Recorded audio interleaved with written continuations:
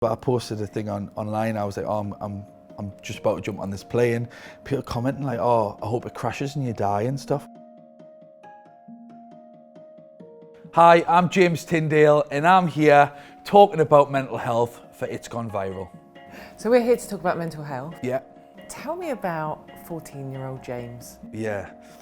So obviously people look at me now and I still get messages to this day. If I put a certain post on Instagram and I'll get people going, God, like get over yourself, like you love yourself. But then I'm like, I actually don't. But if you've seen the journey that I've come on in the last like 10, 15 years, like you would see why I'm happy about my physique.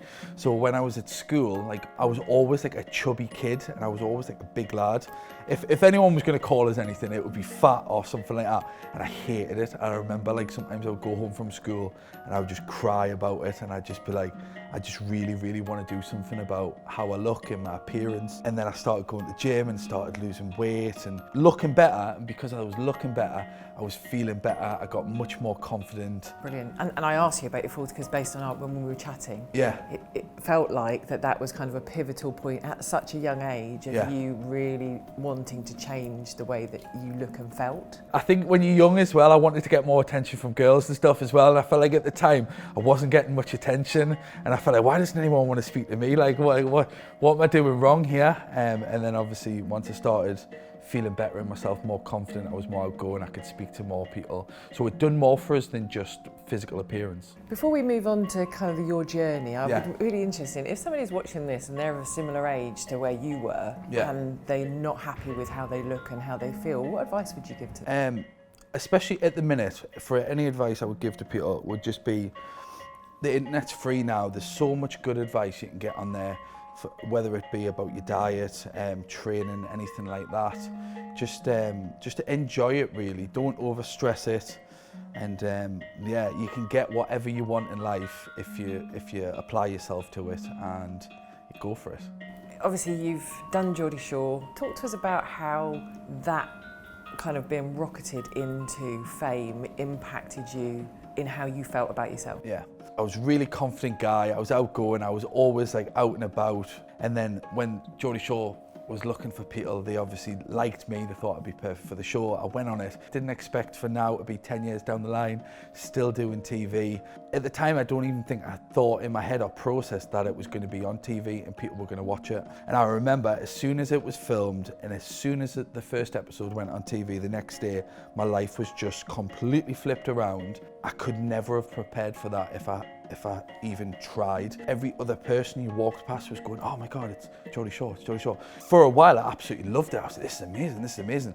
And then I kind of realized pretty quickly that you kind of lose a bit of your privacy as well. Obviously in relationships and stuff, I felt like I was constantly being watched, and I definitely felt for a while that I started getting a bit of anxiety about it, and certain places I wouldn't go. My friends would be like, oh, we're going to go through here, do you want to come with me? And I just went, do you know what? No, I'm not going to bother, because I thought it's going to be more effort. If I'm constantly feeling like I'm being watched or anything, then I'm not really going to enjoy it. A lot of people will look at, say, myself or someone who's done TV, and they'll go, oh, they'll love the attention, they'll love this, and they'll just say anything they want to you and just think that you haven't got feelings, when a lot of the time it's not the case. I've had some messages like wanting you to die and stuff. I posted a thing online. I was like, oh, I'm just about to jump on this plane. People commenting like, oh, I hope it crashes and you die and stuff. How do you deal with that when you've got negative attention? I try and focus on all of the good stuff. Just be around nice people. I think it massively helps if you're around like a good crowd, you've got a good set of friends. Forget about the negative, irrelevant people that don't matter in your life. Yeah, and we were talking earlier about lockdown. Yeah. And I guess that's, you know, we've had these messages of check in on your friends, and yeah. How have you dealt with the last 12 months? I've had ups and downs through lockdowns, to be honest. If I keep myself really busy, I'm absolutely fine. Say I feel like I'm just waiting for it to end, then I'll struggle. I don't want to be counting down days, so I need to always make sure I'm busy, always make sure I'm doing stuff, always make sure I'm productive. I also found when we started being able to go out and do more stuff again, like the anxiety that I was talking about from before, that I thought I'd completely kind of got over, started coming back a little bit. Like the first couple of places I went, and I went to a bar with my friend, like a beer garden outside. We're like, we'll just nip in for one drink and then we'll go. and there'd been people drinking there all day, and I walked in and they were just all screaming and jumping up and going, James, James, and coming over and like putting their arms around us and stuff, and I was just a bit like, wow, I haven't had this in like 6 months, like this is a bit weird, and then we went, like, and I was like, oh, I'm glad we went, because I wouldn't have wanted to stay all day. In that moment when that was going on, what was happening inside? How were you feeling? You just feel a bit like you just want it to end, but it's what can you say to obviously. And then, because what I've found is people who haven't done TV, or they don't know you individually or personally, they always think that, oh, well, you're used to this, you should expect this because you're on TV, you've put yourself in that situation, where I never actually did. Do you know what I mean? I'd done something for a laugh, and then it's kind of continued. So I think people just think, oh, they're on TV, they can handle anything, we can say what we want to them, we can do what we want to them, when they forget the main thing, that like people are real people. They're not what you just see on TV. It's interesting, so kind of as you're talking, even for somebody that's not in the TV and in the public eye, Yeah. but you mentioned earlier, you know, big personality and, you know, happy and positive. Yeah.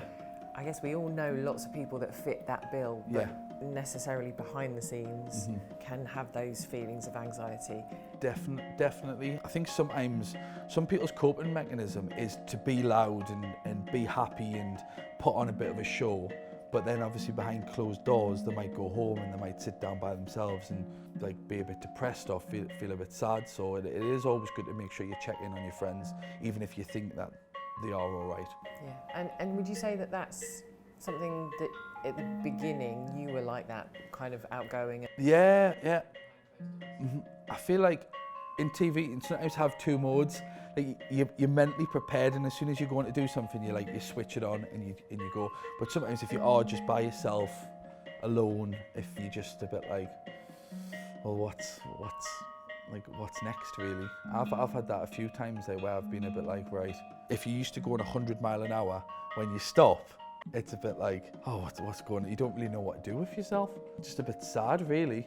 But then, as I say, what I did when I was like that, I would just always like check in with my friends. Like, one of the best things I find is like WhatsApp groups. So if you're always constantly talking to your mates and stuff during the day, even if you are by yourself, because sometimes I'll travel for like 2 or 3 days by myself, but if I'm on WhatsApp and I'm talking to my friends and we're having a joke, having a laugh and stuff, it helps. Do you find that social media has a responsibility to promote? Definitely. I feel like anyone with a good platform, well, anyone, it doesn't matter whether you've got 10 followers or 10 million followers, I think everyone should just work on being a lot more positive, bringing good, positive energy to Instagram, not putting people down, not reposting negative crap. Just try and everyone come together. It would just be amazing. Your experience of intense periods of Geordie Shore, Yeah. that's full on. How do you deal with that and then step out of that? How do you deal with that mentally? So Geordie Shore, I remember years ago, I used to go into it. That would be my life, really. I would focus everything around Geordie Shore, everything in my personal life, I would kind of put to the back seat, and I would just forget about everything. Would be Geordie Shore, Geordie Shore, Geordie Shore. Whereas as the years have gone on now, I've realised I've got my life, and then Geordie Shore is just a bonus. So I'll go and have fun with my friends for a few weeks, let my hair down, and then I'll come out and I'll go back to normal life. Whereas years ago, I felt like I just had a Geordie Shore life. I didn't have a personal life, and for me personally, it's been a much better way of looking at it, handling it. At the beginning of that journey, how did that impact your personal relationships?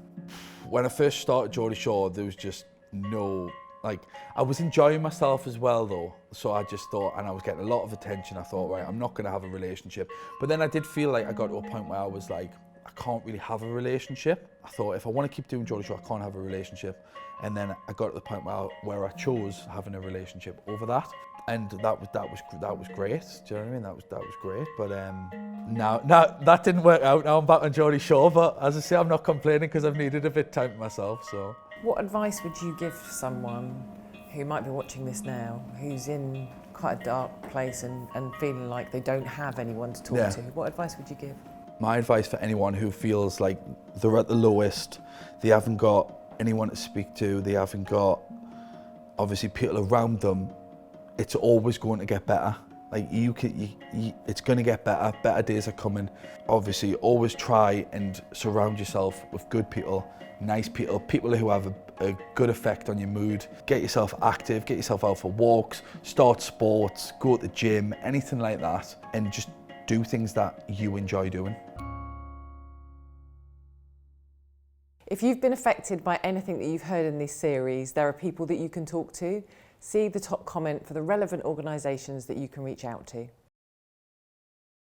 Hey, what's going on? I'm Kevin Hart. Hi, my name's Eric Stonestreet. Hi, I'm Margot. I'm Journey. I'm James McAvoy. I'm Daniel Radcliffe. I'm Rebel Wilson. I'm Jeremy Clarkson. I'm going to be translating some Scottish tweets for It's Gone Viral. On It's Gone Viral. Ooh, on It's Gone Viral.